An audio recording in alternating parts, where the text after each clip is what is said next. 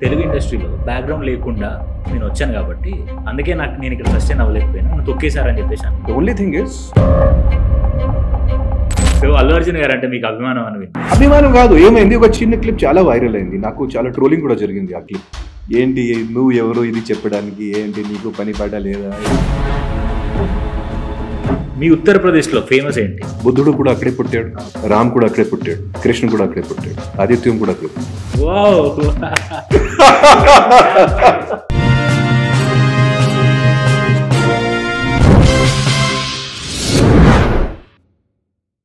Hi, hello, నమస్తే, welcome to social post. Already మీకు thumbnail చూసిన వెంటనే అర్థమైపోయి ఉంటుంది. మనతో పాటు ఆదిత్య ఓం గారు ఉన్నారు.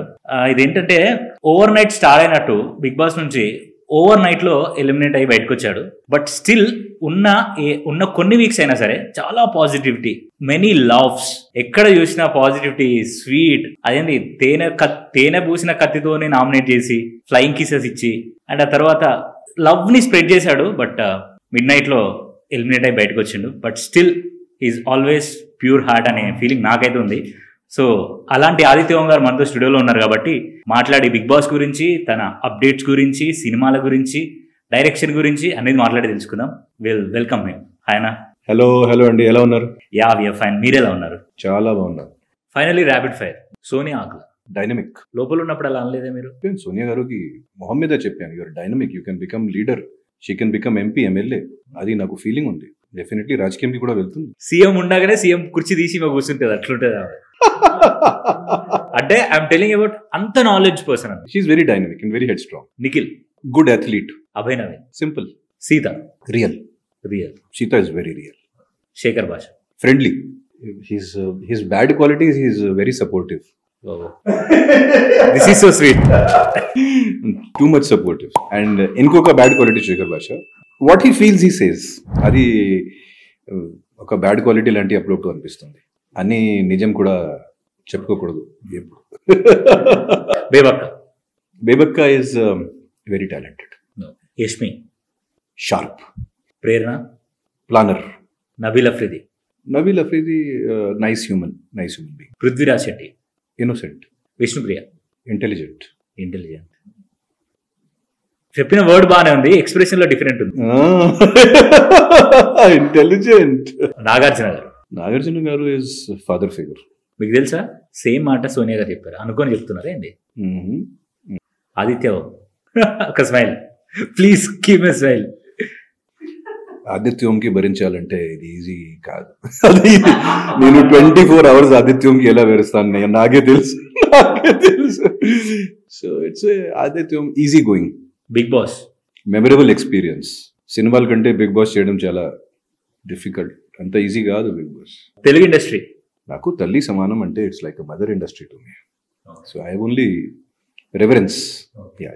I'm gonna asking about Prajwal. ఎలా ఉన్నాడు? ప్రజ్వల్ బాగానే ఉన్నాడు, కానీ ప్రజ్వల్ నాకు బయటికి వచ్చిన తర్వాత ఒక మాట చెప్పాడు బిగ్ బాస్ నుంచి, నువ్వు ఏమీ చేయలేదు లోపల, ఓన్లీ మాత్రం నబీల్ చేసిన ఇమిటేషన్ వల్ల నువ్వు ఫేమస్ అయిపోయావు.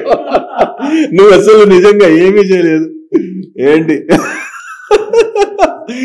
నబీల్ చేసిన ఇమిటేషన్ వల్ల నువ్వు ఫేమస్ అయిపోయావు. ఓకే అబ్బాయి. ఏం చేస్తుంటాడు మీ అబ్బాయి? ఇప్పుడు 12th లో ఉన్నాడు. But more we are like friends. సినిమాలో ఇంట్రెస్ట్ లేదు, ఓన్లీ మాత్రం చదువు అంటే ఇష్టమే. So maybe economics and accounts and economics pursue చేస్తున్నారు. అంటే మీకు ఇంట్రెస్ట్ లేదా సినిమాలలో తీసుకురావాలని, లేకపోతే ప్రజ్వల్కి ఇంట్రెస్ట్ లేదు? ఎందుకంటే నా ఫ్యామిలీలో అందరూ నా స్ట్రగుల్స్ చూసి కొంచెం వాళ్ళు కూడా చాలా ఫీల్ అవుతున్నారు. ఎందుకంటే ఎంత టాలెంట్ ఉన్నప్పుడు కూడా ఎంత స్ట్రగుల్, ఇప్పుడు కూడా ఫ్రాంక్ గా చెప్పాలంటే ఇప్పుడు కూడా స్ట్రగులే కదా. వి హెర్డ్ దట్ మీరు లైబ్రరీ పెట్టించారని, చాలా మంది స్టూడెంట్స్ చదివిస్తారని, హాస్టల్స్ అండ్ ప్రొవైడింగ్, అంబులెన్స్ ఇలాంటివన్నీ ఉన్నాయని చెప్పి. Ambulances, library, digital centre, school fees, hostel fees, solar lights, అంటే ఇట్లాంటివి చాలా జరిగిందండి. But it's okay. I mean I been doing some social work since 10 years now. So national లెవెల్లో కూడా చాలా ఆర్గనైజేషన్స్తో పాటు labour free society for children, environment సంబంధించిన ఇంటర్నేషనల్ ఆర్గనైజేషన్స్తో పాటు కూడా ఐఎమ్ యాక్టివ్. ఒక టైంలో నేను పొలిటికల్ యాక్టివిస్ట్గా కూడా చాలా పనిచేశాను. That is my natural progress. So నేను 10 years నుంచి చేస్తూనే ఉన్నాను, కానీ బిగ్ బాస్ వల్ల కొంచెం హైలైట్ అయింది. ముఖ్యంగా నాగార్జున గారు నాకు స్టేజ్లో అడిగారు కాబట్టి it became highlighted. You know, so సొసైటీకి మనం మళ్ళీ తిరిగి మనం మళ్ళీ సొసైటీకి ఇవ్వాలి కదా, సంథింగ్ ఏదో మెసేజెస్ కానీ what ever little we can do. నా దగ్గర అంత డబ్బు లేదు, but what ever little I can do, I arrange from my self. నాకు మాత్రం ఈ అంబులెన్స్ విషయంలో అండ్ ఇది డిజిటల్ సెంటర్స్ విషయంలో రోటరీ క్లబ్ వాళ్ళు చాలా హెల్ప్ చేశారు. సో బేసికలీ మీకు ఎప్పుడైతే అప్పట్లో మీరు చేసిన సినిమాలు ఆ తర్వాత చాలా గ్యాప్ వచ్చింది, లైక్ సస్టైన్ కూడా అవ్వలేదు ఇంకా సినిమాలలో. సో అలాంటప్పుడు మీకు ఇన్కమ్ కూడా ఉండదు, there is no source of income కదా. అలాంటప్పుడు మీరు ఎలా ఇలాంటి ట్రస్ట్ అండి ఇవి చేయగలిగారు? నాకు ఓన్లీ మాత్రం 2 years గ్యాప్ మధ్యలో పడింది. 2009-10లో నేను సినిమాలు 8-9లో నేను సినిమాలు చేయలేదు. నేను ప్రతి ఇయర్ తెలుగు సినిమాలు, హిందీ సినిమాలు కంబైన్ చేసి 2001-2002 నుంచి కన్నడ సినిమాలు కొన్ని చేశాను. I did at least 3 to 4 films. కానీ బ్యాడ్ లక్ ఏంటంటే నేను తెలుగులో 2010 మాన్య బంగారం లాస్ట్ 2000 అది తర్వాత చేసిన సినిమాలు అస్సలు బయటికి రాలేదు, కరెక్ట్గా సరిగా రిలీజ్ అవ్వలేక, పబ్లిసిటీ లేక వచ్చింది. ఇప్పుడు మీకు చెప్తే లాస్ట్ ఇయర్ నాతో నేను సినిమా వచ్చింది, ఎవరికి తెలియదండి.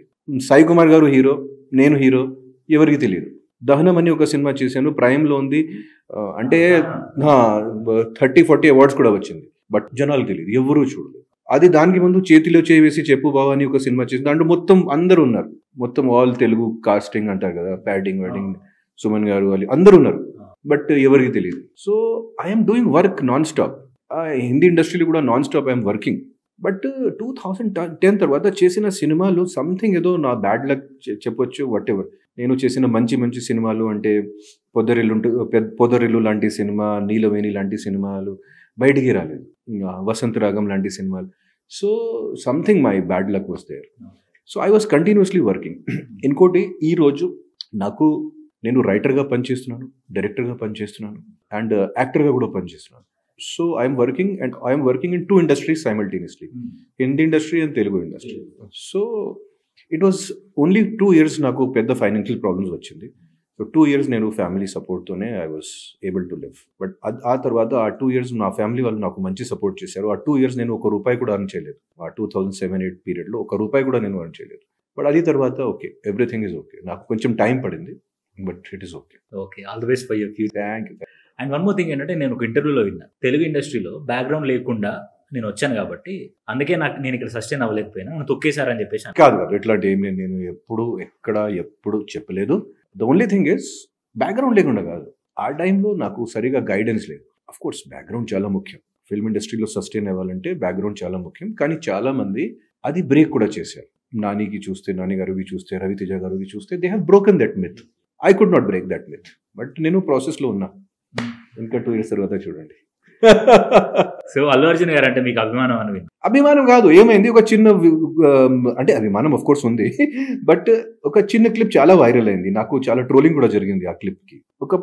ఒక ఇంటర్వ్యూలో మంచి ఒక ఫేమ్ ఉన్న యాంకర్ అడిగినప్పుడు నేను చెప్పాను, ఇండియాలో number 1 Allu Arjun.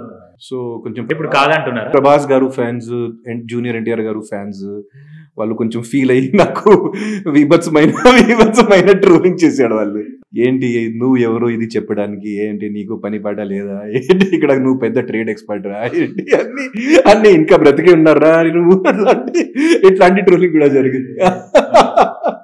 But it is a fact. He is most popular, not only in India, even in Pakistan, even in Nepal. He is very popular, the most popular amongst kids. Pushpa 2 వచ్చిన తర్వాత అందరికీ అది కూడా తెలుసు. మీరు పుష్ప 1 చూసారా?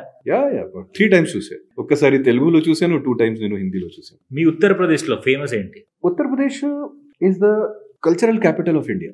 కాశీ, మథుర, నెక్స్ట్ బుద్ధుడు కూడా అక్కడే పుట్టాడు, అయోధ్య, రామ్ కూడా అక్కడే పుట్టాడు, కృష్ణ కూడా అక్కడే పుట్టాడు, ఆదిత్య కూడా అక్కడే.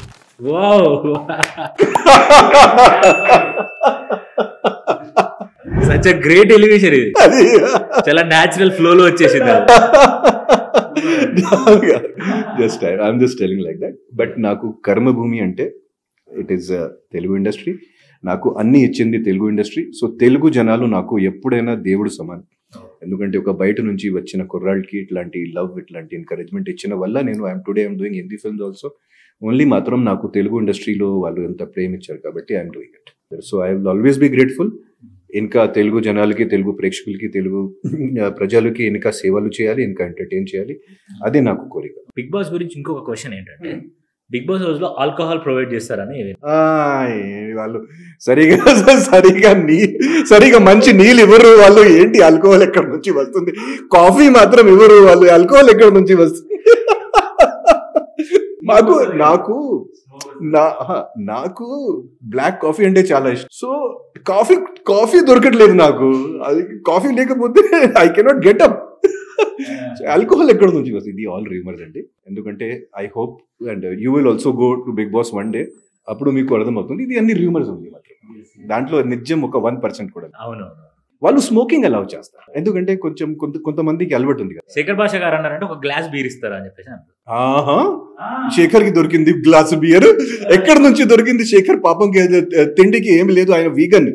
బాత్రూమ్ వెనకాల ఖాళీ ప్లేస్ ఉంటదంట కదా. బాత్రూమ్ వెనకాల అది భలే శేఖర్ చేశాడు మీకు. అంటే మీకు భలే టార్చర్ చేశాడు. అయ్యో, అంత అబద్ధాలు ఏంటి శేఖర్?